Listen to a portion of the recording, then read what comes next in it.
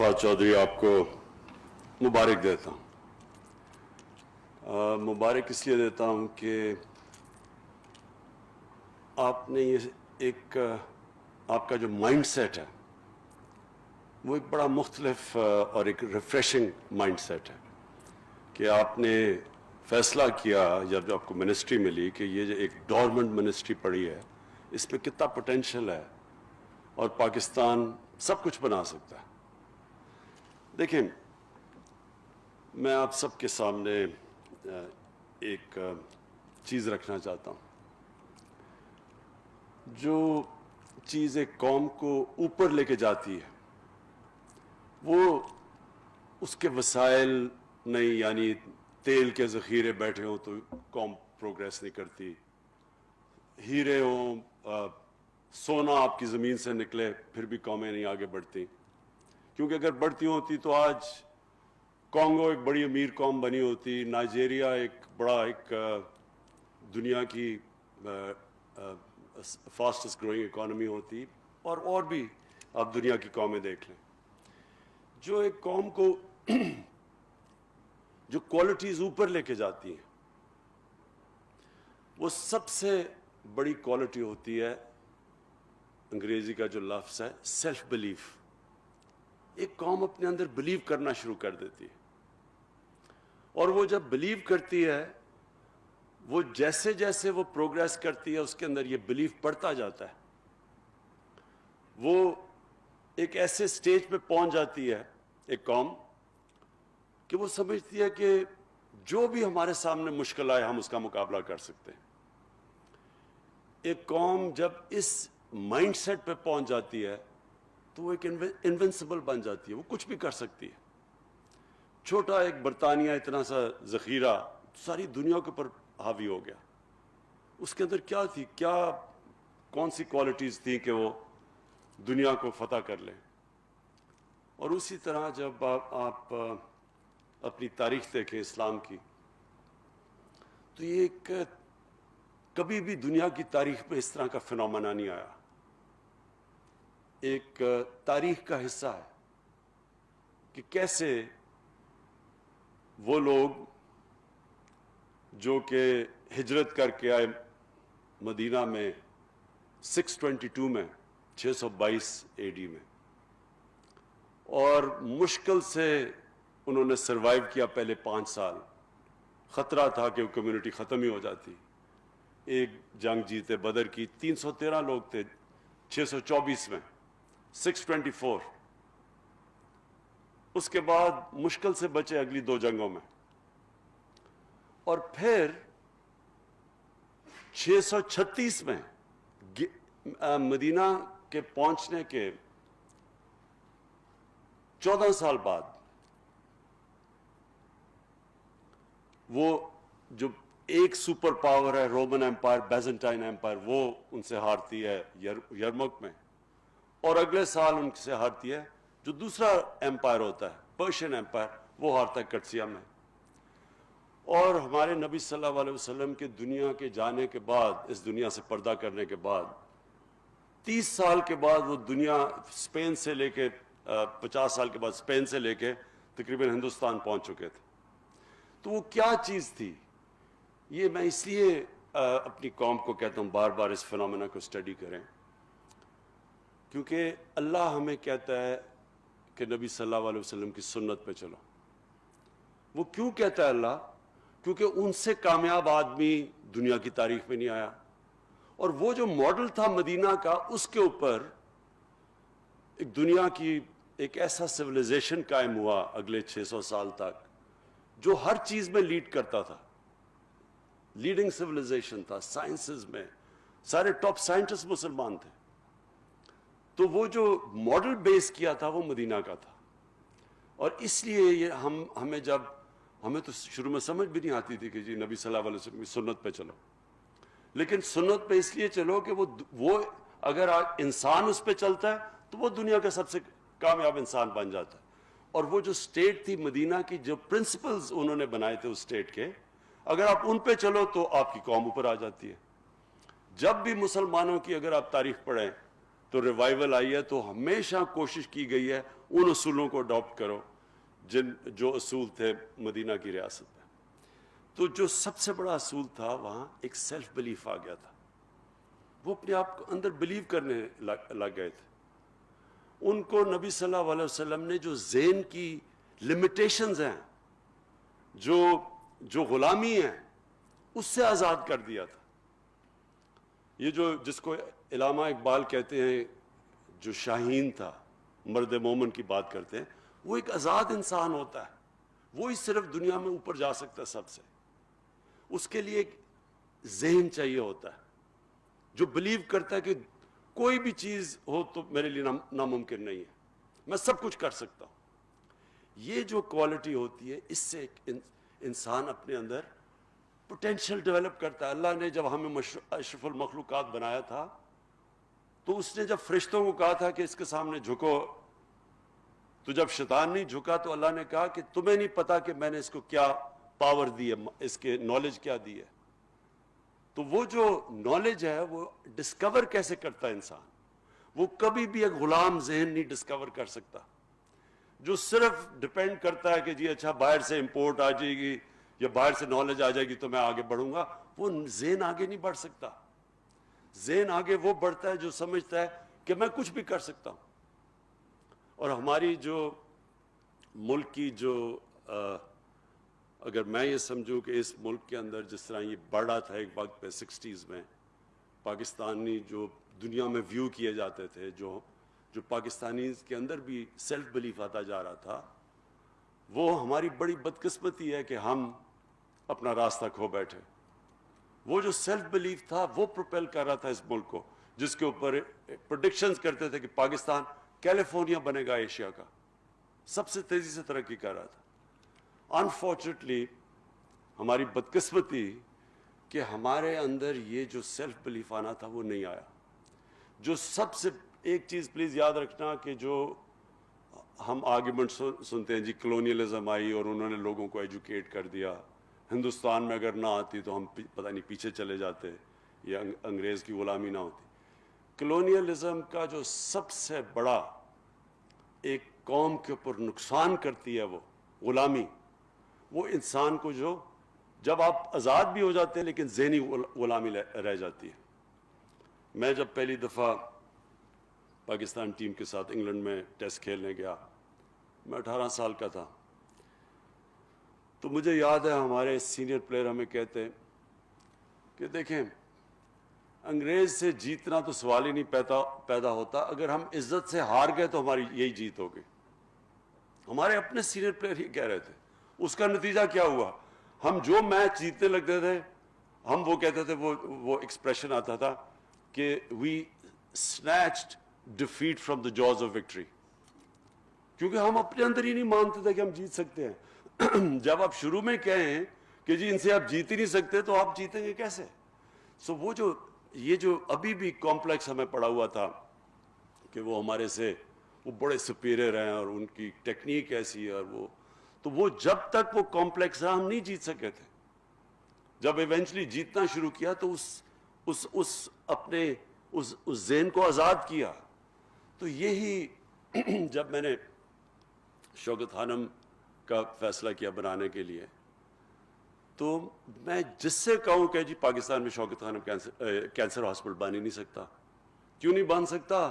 کیونکہ اس کے لیے ذرا مختلف چیزیں تھیں, ڈاکٹرز چاہیے, اس کی اکوپمنٹ ہے, بڑی کیپٹل انٹینسو ہے, اس کے لیے انجینئر ڈپارٹمنٹ چاہیے ہوگی کیونکہ ڈائگنوسٹک اور پھر جو ٹریٹمنٹ کی اکوپمنٹ ہے وہ بڑی مہنگی ہے, ان کی مشینیں بڑی سینسٹیو ہیں, اور پھر ہمارے پاس آنکولوجسٹ نہیں ہیں, اور ساری چیزیں میں سنتا تھا. کیونکہ جی پنجاب گورنمنٹ نے پوری کوشش کی, وہ نہیں بنا سکی تو آپ کیسے بنائیں گے؟ اور جب یہ شوکت خانم کینسر ہاسپٹل بن گیا پھر ہم نے فیصلہ کیا ہم ریسرچ کریں گے. کینسر سمپوزیم کیا ہم نے, انٹرنیشنل کینسر سمپوزیم. شروع میں ہمارے بڑے تھوڑے سے لوگ آئے, جو اب ہمارے کینسر سمپوزیم ہوتا ہے انٹرنیشنل کینسر سمپوزیم. کتنے ہیں فیصل؟ ہزاروں میں دنیا سے لوگ آتے ہیں, اور ہم پیپرز پبلش کرتے ہیں ہر سال جو کہ انٹرنیشنلی دنیا میں جاتے ہیں. کہنے کا میرا مقصد یہ ہے کہ یہ جو کرونا وائرس ہے اس نے 2-3 چیزیں ہمارے ملک میں سامنے لے کے آئی. ایک کہ اگر دنیا میں ڈیمانڈ ہو وینٹیلیٹرز کی تو ہر چیز آپ ضروری نہیں امپورٹ کر سکتے ہیں. اور اب سوچنا شروع کیا جس طرح فواد چودھری نے کہا کہ کتنا مشکل تھا وینٹیلیٹر بنانا. ملک جو نیوکلیر ویپنز بنا سکتا ہے جس کے لیے وہ ٹیکنالوجی چاہیے تو اس کے لیے کتنا مشکل ہے. اور پھر باقی جتنے بھی سینیٹائزرز یہ ساری ڈس انفیکٹنٹس یہ یعنی ایک 22 کروڑ کے لوگ عوام کیسے ہو سکتا ہے کہ ہم ہر چیز امپورٹ کرتے ہیں. بیکاز ہمارا جو مائنڈ سیٹ تھا اب تک وہ مائنڈ سیٹ سے ہم نہیں نکل پا رہے. ایک ڈپینڈنسی سنڈرم ہے کہ جو ہوگا جی وہ ہمارے سے آگے ہیں تو ان سے ہم وہ جو ہمیں نالج دیتے رہیں گے وہ ہم لیں گے. ہمارے اندر وہ سیلف بلیف نہیں آیا. اور ہم جو دوسری سیکنڈ نالج اکانومی کی طرف ہم نے کوئی پروگریس نہیں کیونکہ تعلیم پہ نہیں پیسہ خرچ کیا, ریسرچ کے اوپر پیسہ نہیں خرچ کیا کیونکہ ہم یہ سوچا ہی نہیں کہ ہمارے اندر بھی کیپیسٹی ہے, ہم بھی انوینٹ کر سکتے ہیں, انوویٹ کر سکتے ہیں. ہمارے وہی پاکستانی یہاں سے باہر جاتے ہیں اور وہ ہر چیز میں ایکسل کرنا شروع کر دیتے ہیں. تو کیا وجہ ہے؟ اگر وہ سسٹم ملتا ہے جس سسٹم کے اندر ہمارے لوگ جا کے ایکسل کر سکتے ہیں تو وہ یہاں سسٹم ہم کیوں نہیں بنا سکتے؟ اور وہ اس لیے نہیں. اور مجھے افسوس سے یہ کہنا پڑتا ہے کہ ایک ہماری رولنگ ایلیٹ کے اندر یہ ایک کمپلیکس ڈپینڈنسی سنڈرم. ایک کرونا میں یہ ہمیں پتہ چلا کہ جناب اگر ساری دنیا میں ڈیمانڈ ہو ان چیزوں کی وینٹیلیٹرز وغیرہ کی تو ہم کچھ نہیں کر سکتے. تو ہمیں تب وہ کہتے ہیں نا necessity is the mother of invention. جب ہمیں مجبوری ہوئی تو ہم نے فیصلے کیے نا کہ ہم یہاں بنائیں گے. دوسری چیز کیا چیز سامنے آئی کہ آج ہماری رولنگ ایلیٹ ہمارے جو صاحب اقتدار ہیں اگر ہم چاہیں بھی تو ہم باہر علاج نہیں کروانے جا سکتے. نہیں تو چیک اپ بھی باہر کرواتے تھے جا کے. کھانسی ہوتی تھی تو سارے گورنمنٹ پبلک کے ایکسپینس کے اوپر اس ٹیکس پیئر کے پیسے کے اوپر باہر علاج ہوتا تھا سب کا. اسمبلی ممبرز بھاگے جا رہے ہیں علاج, منسٹرز جا رہے ہیں, پرائم منسٹرز ان کی ساری فیملی سب باہر علاج ہوتا تھا. آج وہ جا نہیں سکتے, وہاں زیادہ خطرہ ہے. تو اس سے دوسری چیز یہ ہوئی کہ ہمیں اپنے ہسپتال ٹھیک کرنے ہیں, ہم نے اپنے ہسپتالوں کے اوپر انویسٹ کرنا ہے, ہم نے اپنی جو یہاں انفراسٹرکچر ہے میڈیکل انفراسٹرکچر ہمیں اس کے اوپر زور لگانا ہے کہ آگے کوئی اس طرح کی چیز آ جائے تو پھر کیا کریں گے. اور یہ جو سیکنڈ چیز ہے, جب تک کہ ہمارے ملک کے جس طرح میری طرح کے لوگ ہیں ہمارے منسٹرز ہم یہاں نہیں علاج کروائیں گے اپنا گورنمنٹ ہاسپٹلز میں, تب تک گورنمنٹ ہاسپٹلز نہیں ٹھیک ہوں گے. یہی گورنمنٹ ہاسپٹلز ہماری آنکھوں کے سامنے ڈیٹیریٹ ہوئے ہیں. میں پیدا ہوا تھا میو ہاسپٹل میں, میری ساری بہنیں پیدا ہوئی تھی. شروع میں جب بھی کوئی کھیلتے ہوئے کوئی چوٹ لگتی تھی ٹانکے لگانے میو ہاسپٹل جایا کرتے تھے. اور اب پیسے والے لوگ سوچتے بھی نہیں گورنمنٹ ہاسپٹل میں جانے کا. پرائیویٹ ہاسپٹلز, اور صرف پرائیویٹ ہاسپٹلز میں اگر اچھا علاج کروانا ہے وہاں کرواؤ, غریبوں کے لیے گورنمنٹ ہاسپٹلز. اور یہ پھر تیسری چیز سامنے آئی ہے, کرونا کی تیسری چیز کیا سامنے آئی ہے. اب تک یہ ہوتا رہا کہ جناب گندا پانی پینے کی بیماریوں سے بچے مر رہے ہیں, غریب کا بچہ مرتا ہے کسی کو فکر ہی نہیں ہے. ہیپاٹائٹس سی ایپیڈیمک بن چکا ہے پاکستان میں, لیکن زیادہ تر غریب لوگ ہیں, کوئی فکر ہی نہیں ہے. میل نیوٹریشن 25% بچوں کو ہے, فکر نہیں, غریب کا بچہ ہے. 40% پاکستان کے اندر سٹنٹڈ گروتھ ہے, کسی کو فکر ہی نہیں ہے کیونکہ غریب لوگ ہیں. اب یہ مشکل آ گئی ہے کہ کرونا نہ امیر نہ غریب میں فرق ہی نہیں کرتا. آپ اگر یہ سمجھتے ہیں کہ صرف امیروں کی لاک ڈاؤن اناؤنس کر دیا جی, جلدی سے فوری لاک ڈاؤن اناؤنس کر دیا, سوچا ہی نہیں کہ وہ بیچارہ دیہڑی دار, وہ غریب آدمی, وہ رکشے والا وہ جو بیچارہ سارا دن محنت کر کے آ کے اپنے بچوں کا پیٹ پالتا ہے, اس کا کیا بنے گا؟ نہیں, امیروں نے سوچا اچھا جی 2-3 یہ امیروں کو بھی آتا, تو ایک دم سارا ایک ایلیٹ نے فیصلہ کر لیا سارے ملک کے لیے, سوچا نہیں کسی کا. ہندوستان نے تو ہمارے سے بھی زیادہ, جتنا وہ جو ان کا اسٹرانگ مین نریندر موڈی ہے, کہتا ہے جی اس کو 50 انچ کا چیسٹ ہے, وہ اتنا ڈرپوک نکلا ایک دم اس نے سارا بند کر دیا. بیچارے لوگ 200 میل چل کے جا رہے ہیں, غریب لوگ تھے ہندوستان میں, سوچا ہی نہیں کہ عام آدمی کی زندگی کیا ہوگی. یہ تو ہمارا جو اب ہمیں کیا نظر آیا کہ اگر آپ غریبوں کی بستیوں کا دھیان نہیں رکھیں گے تو کرونا اگر غریبوں کی بستیوں میں پھیلے گی وہ پھر امیروں کی بستیوں میں بھی چلی جائے گی. وہ ریسٹرکٹڈ نہیں ہے. سنگاپور نے کیا کیا, انہوں نے بڑا زبردست لاک ڈاؤن کر دیا, اور جناب کرو ان کی فلیٹ ہو گئی. اس کے بعد لاک ڈاؤن کھولا, ایک دم کرونا پھر پھیل گئی. کیوں پھیل گئی؟ کیونکہ وہ جو سب سے ان کے غریب امیگرنٹ ورکرز تھے, جو 6-7 ایک کمرے میں تھے, ان کی انہوں نے فکر نہیں کی جب لاک ڈاؤن کیا ہوا تھا, تو ان کے اندر سے وہ پھیل گئی ساری, پھر سے ان کو اب لاک ڈاؤن کرنا پڑا. تو اس لیے ہمیں بھی جب فیصلے کریں گے پاکستان کے اب سے, تو ہمیں یہ بھی سوچنا پڑے گا کہ اس ملک کا وہ طبقہ جو کمزور طبقہ ہے, جو کچی بستیوں میں ہے, جو ہر روز فیس کرتا ہے, ہر دوسرے دن موت دیکھتا ہے, اس کے بچوں کا دیکھتا ہے کہ حال کے گندے پانی کی بیماریوں سے بچے مر رہے ہیں, یا وہ دیکھتا ہے کہ یہ ہیپاٹائٹس سی ہر جگہ پھیلی ہوئی ہے, لیور خراب ہو رہے ہیں, جلدی مر رہے ہیں. تو ان لوگوں کو ہم آج کہہ رہے ہیں کہ جناب کرونا آ گئی ہے تو آپ بند ہو جائیں, سوشل ڈسٹنسنگ کریں. پہلے وہ ڈسٹنسنگ کیسے کریں؟ 6-7 ایک کمرے میں, اور کہ جی ہاتھ دھوؤ, صاف پھر وہاں پانی نہیں ہے, پانی کی بڑی قلت ہے. سو اس لیے ملک آگے جب بڑھتا ہے, سو میں وائنڈ اپ کر رہا ہوں کہ جب ملک بڑھتا ہے تو ایک ملک ایز اے ہول بڑھتا ہے, ایک ایلیٹ اوپر نہیں جاتی. یہ جو ہمارا ایلیٹس کلچر بنا ہوا تھا, جس کی وجہ سے سارا ڈپینڈنسی سینڈروم بھی ہے, بیکاز جو ہماری ایلیٹ تھی وہ اتنی متاثر تھی مغرب سے کہ وہ سوچتے نہیں تھے کہ ہم کبھی ان سے مقابلہ کریں گے, تو ہر چیز امپورٹ کرتے رہو. یہ سوچا ہی نہیں کہ ہم اپنی ملک کو کھڑا کریں گے. یہ سوچا ہی نہیں کہ اگر ایلیٹ کے حالات اچھے ہیں تو وہ سوچا ہی نہیں کہ عام آدمی کے حالات کیسے ہیں.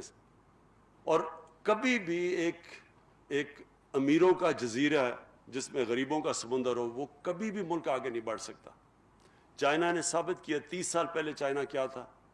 آپ 30 سال پہلے چائنا جاتے آپ بلیو نہیں کریں گے کہ وہ آج جدھر وہ پہنچ گیا. لیکن انہوں نے کیا کہ انہوں نے 70 کروڑ لوگوں کو غربت سے نکال کے اوپر لے کے آئے. جب نیچے سے لوگوں کو اوپر لے کے آئے, ملک بھی اوپر چلا گیا.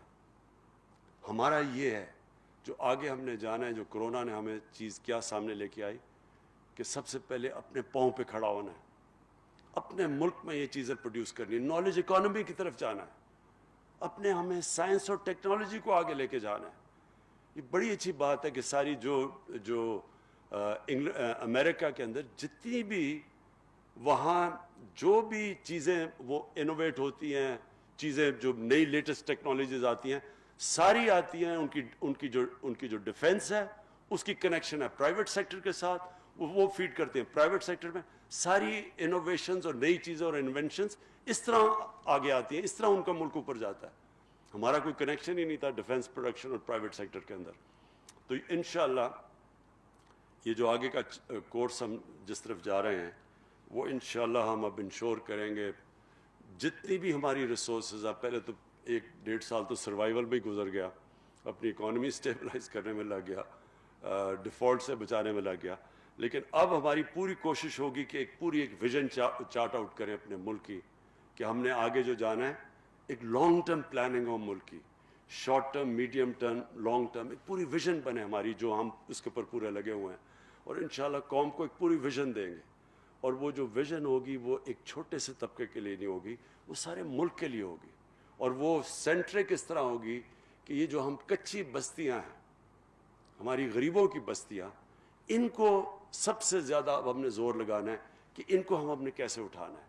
وہ کون سی چیزیں ہیں جو کہ عام آدمی کو اوپر اٹھائیں گی, ہم کون سی وہ سٹیپس لے سکتے ہیں, کس طرح ہم لوگوں کو غربت سے نکالیں گے اور اپنے چائنا سے چائنا جب ہم گئے تھے تو ان سے ہم نے بڑی ڈیٹیلز پریزنٹیشنز لی کہ کیا کیا انہوں نے سٹیپس اٹھائے تھے کہ اپنے لوگوں کو غربت سے نکالنے کے لیے.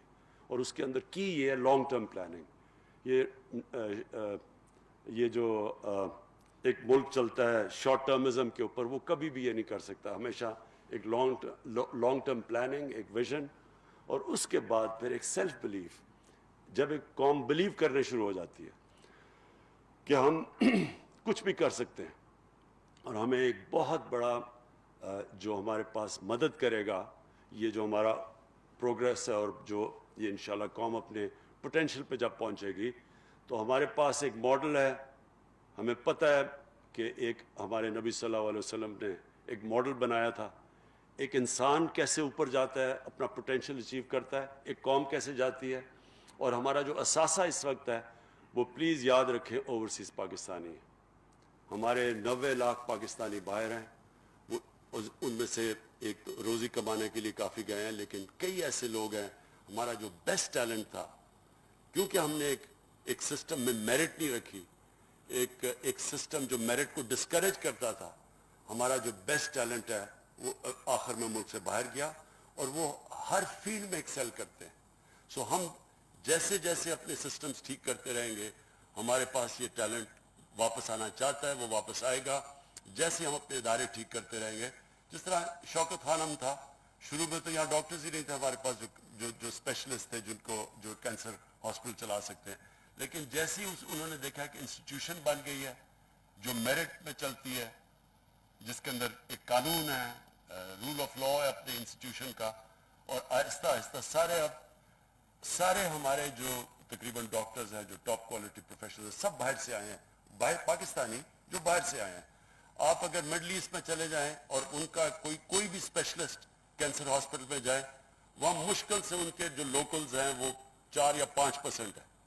یہاں ہم ایک کوالٹی کینسر ہاسپٹل بنا سکتے ہیں, ساری پاکستانی کو ہم امپلوائے کر کے اس کو چلا سکتے ہیں, جو ہم ہر ادارے کو اس طرح چلا سکتے ہیں اس ملک میں, کیونکہ ہمارے پاس پول بیٹھا ہوا ہے باہر کوالٹی لوگوں کا, پروفیشنلز کا.